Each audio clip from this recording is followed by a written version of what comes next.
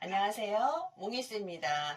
오늘은 어린 아이들에게 성교육을 어떻게 해야 할지 우리 현장에 계신 선생님들도 그렇고 부모님들도 그렇고 고민이 좀 많으신 좀 예민한 부분이잖아요. 그래서 오늘은 이 부분을 어떻게 교육하면 좋을지 그런 모습이 나타났을 때 부모님들이 어떻게 선생님들이 어떻게 대처해야 할지 이 부분에 대해서 한번 알아보는 그런 시간을 가지려고 합니다. 일단 어린이집에서는요, 아이들에게 내 몸을 소중하기에 내 몸을 안전으로부터 잘 지켜가기 위해서 안전교육을 여러 가지로 준비하고 있거든요. 그 중에 이제 보면 실종유기 예방, 그게 첫 번째고요. 두 번째는 감염병 및 약물의 오남용, 그것을 포함해서 보건위생관리 교육을 하고 있어요. 그리고 재난대비 교육도 하고 있어요. 그리고 교통안전교육, 굉장히 중요하죠.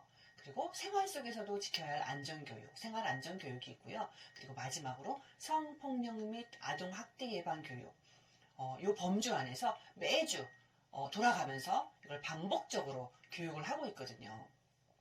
아직은 미성숙한 아이들이기 때문에 스스로 몸을 잘 이렇게 보호하는 것은 어려운 부분이죠. 성인들의 도움이 필요하죠.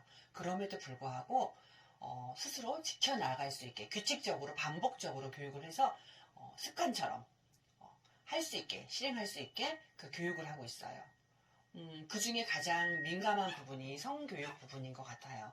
소중한 내 몸, 그리고 친구의 소중한 몸, 이 소중한 몸을 통해 몸을 잘 지켜야 한다라고 하는 이 교육 과정을 통해 인간 존중을 알아가고 있거든요. 프로이드는 정신분석 이론을 통해서 자아를 세 단계로 분류를 했거든요.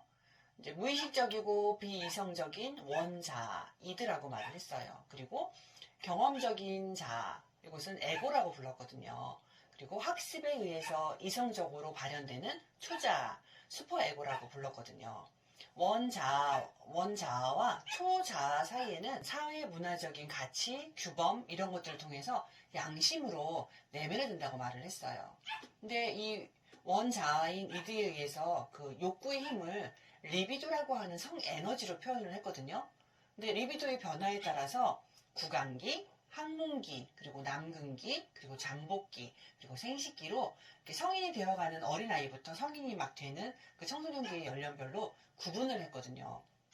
어린이집에 다니고 있는 아이들은 보통 남근기에 해당이 돼요.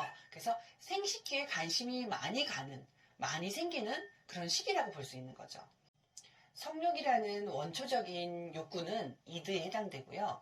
그리고 이것을 스스로 제어하려고 하는 어떤 그런 힘, 그것은 초자라고 볼 수 있거든요. 근데 원자와 초자 사이에서 이렇게 이성을 본능하려고 하는 어떤 그런 것들은 학습에 의해서 되는데 이게 잘 제어가 되면 괜찮겠죠. 이상적이죠. 그런데 그렇지 않고 그것을 못 이겼을 때에는 부정적인 감정이 생겨요. 우울증이라든지 열등감 이런 것들이 생긴다는 이야기죠. 그러니까 이 열등감은 우리가 보통 콤플렉스라고 부르잖아요. 프로이드의 이론을 잠깐 언급을 했는데요. 어쨌든 이 아이들이 남근기에 해당하는 아이들이라는 설명을 좀 드리려고 그 말씀을 살짝 드렸는데 저희 이제 어린이집에서 자주 보이는 사건들을 뭐 한 두 가지 정도로 좀 나눠볼 수 있을 것 같아요. 보통 4살, 5살 요 정도 사이에서 보통 이루어지는 아이들의 성행동 그거를 보면 자위하는 모습이 많이 보여요. 특히 낮잠 자는 시간에 4살 같은 경우는 낮잠을 많이 자거든요. 낮잠 자는 시간에 이불을 깔고 이불을 덮잖아요. 그러면 이제 엎드려가지고 아주 막 땀을 뻘뻘 흘리면서 열심히 일을 하는 아이도 보이고요. 그리고 교구장이라든지 책상 같은 그런 모서리 있잖아요. 그런 모서리 부분에 이렇게 접촉을 통해 가지고 이렇게 그 쾌감을 느끼고 있는 아이들의 모습도 좀 보여요. 근데 이게 꼭 나쁜 걸까요? 그러니까 우연히 손이 가서 이제 생식기를 만져보았는데 뭐 나름 기분이 좋았던 거예요. 그리고 어느 부분에 뾰족한 부분 같은 부분에 접촉이 되면서 느끼는 어떤 그런 기쁨? 나름의 어떤 그런 것들이 있어서 아이는 그 놀이를 계속 아이들은 그게 놀이거든요. 놀이처럼 그것을 하는 거예요. 근데 그것을 어른이 발견하면 대개는 어떤 반응을 보이세요? 경험하신 선생님들, 경험하신 부모님들 어떤 너 그거 안 돼! 뭐 이러면서 이렇게 놀라서 반응을 보이셨다면 아이는 거기서 약간 죄책감을 갖고 몰래 하는 아이들도 있어요. 그러니까 오히려 그럴 때는 좀, 좀 주의를 환기시켜 주시면서 안전교육을 하시는 거예요. 소중한 곳인데 안전하게 보호해야 되는데 손은 이것저것 막 아무거나 만지잖아. 너 아까 코도 만졌고 발가락도 만지고 막 그랬잖아. 그리고 거기는 쉬아가 나오는 곳이라 병균이 있는데 그걸 손으로 만지고 또 다른 곳으로 만지고 이러면은 네 몸이 아파. 위생적이지 않거든. 병균이 옮을 수가 있거든. 그러니까 그렇게 하지 말자라고 말을 해주면서 그대로 그 상황을 놔두면 아이는 사실은 좀 심심해서 뭔가 즐거움, 놀이를 찾고자 그런 행동을 할 때가 사실은 좀 많거든요. 손을 좀 바쁘게 해주는 거예요. 손을 이용한 놀이를 할 수 있는 그런 시간을 주는 거예요. 근데 낮잠 자는 시간에 손을 어떻게 놀게 해줘요? 이제 그럴 때는 교실 안에 있는 인형, 이런 것들을 옆에 뉘어주고 지금 이 인형이 코 자고 싶대. 너는 지금 안 자고 싶은가 본데 네가 졸릴 때까지 이 인형 좀 재워줄래? 이러면서 토닥토닥하게 해주는 거죠. 인형을 좀 끌어안고 토닥토닥 할 수 있게 해주는 거죠. 그래서 심리적으로 좀 안정감도 가질 수 있게 해주고. 근데 이제 낮잠을 잘 안 자는 친구라면 그냥 손을 이용해서 놀이를 할 수 있는 점토놀이라든지 블록놀이라든지 뭐 여러 가지가 있겠죠. 손을 이용하지 않고는 놀이하는 게 참 어렵잖아요. 그래서 그렇게 좀 해주시는 거예요. 이제 조금 더 큰 아이들, 연령이 조금 더 높아지면 보통 5살에서 6살, 7살 초반까지도 이런 모습이 좀 보이는데요. 이제 이성에 대해서 관심이 생기는 거죠.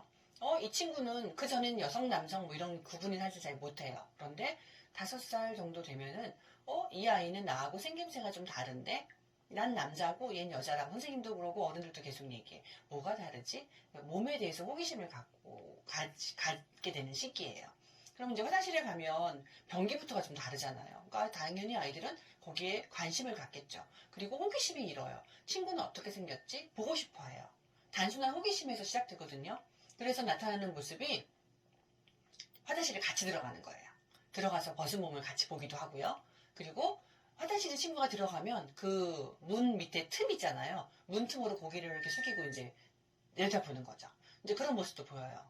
그리고 이제 구석에서 교실 같은데 구석에서 이제 나도 보여주게 너도 보여줘 이러면서 서로의 이제 생식기를 이제 보는 경우도 있어요. 종종 이런 경우에 이제 현장에 있는 선생님들은 이제 요즘 경험을 좀 하신 이제 경력자 선생님들 같은 경우에는 자연스럽게 그걸 받아들이시거든요. 그래서 지금 이 시기에는 발달 연령상 이 부분에 호기심이 있는 아이들이니까. 그런데 내 몸은 소중한 곳이고 친구한테 함부로 보여주는 게 아니야. 누가 보여달라고 하면 안 돼.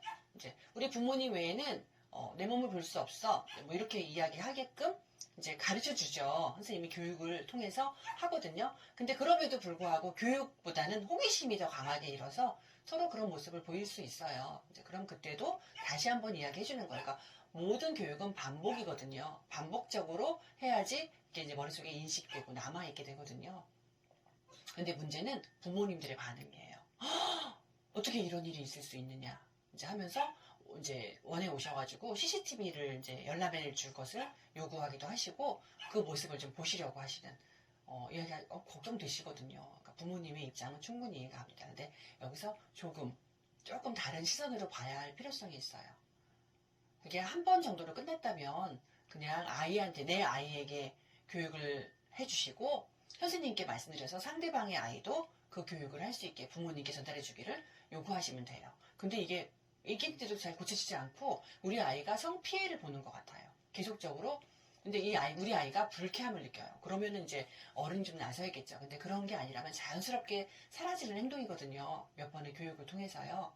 그러니까 부모님이 아이에게 말씀해 주시고 또 선생님이 또 이제 그 부분을 보충을 해 주시면서 아이들에게 그런 행동은 이제 옳지 않은 것이니 우리 하지 말자. 그렇게 말을 해줘야겠죠. 여기서 더 좀 약간 어른들이 보는 것처럼 그런 어른들의 성행위로 생각해서 아이들한테 어떻게 아이들이 이럴 수가 있지? 이렇게 생각하시고 민감하게 반응을 하시면 아이들은 정말 몰래 숨어서 그것을 계속 탐닉하게 될 수 있거든요.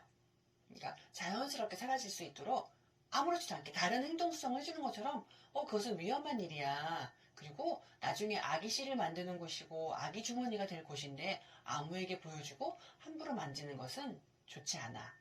이렇게 이야기를 해주는 거죠. 나중에 땡땡이도 엄마가 될 거고 땡땡이도 아빠가 될 건데 나중에 지금 잘못하면 나중에 엄마 아빠가 될 수 없을 수도 있어. 뭐 이런 아이들 눈높이에서 그런 상황을 이야기해 주시는 거예요. 그러면 아이는 자연스럽게 그 행동이 이제 소멸되거든요. 혹시 그런 모습을 발견하셨다면 놀라지 마시고요. 우리 아이가 호기심이 있어서 그러는구나 라고 받아들이면서 궁금했어? 근데 조금 더 시간 지나면 어른이 되면 알게 될 거야. 지금 알게 되면 너무 복잡하니까 나중에 알라고 하는 거거든. 우리 조금만 더 기다려보자 라고 하면서 아이의 궁금한 부분을 눈높이 맞춰가지고 설명해 주실 수 있으면 설명해 주시고, 이게 조금 이제 난해하다, 내가 좀 복잡해서 못하겠다라고 하시면 선생님께 부탁하셔도 괜찮고요. 우리 선생님들도 아이 눈높이에 맞춰서 3살이면 3살, 4살, 5살, 6살, 7살 그 연령에 맞춰서 말씀해 주시면 돼요. 어른의 기준으로, 어른의 수준으로 말씀해 주시는 것은 아니거든요. 그러니까 난처해하지 마시고 난감해하지 마시고, 아이가 호기심에서 시작되었다는 거, 그 부분, 우연히 발견된 놀이, 내 몸을 놀이처럼 여겼구나라고 받아들이시면서 그 부분이 잘 지나갈 수 있도록 격려해 주시면 좋을 것 같습니다. 감사합니다. 오늘의 몽이쌤이었습니다.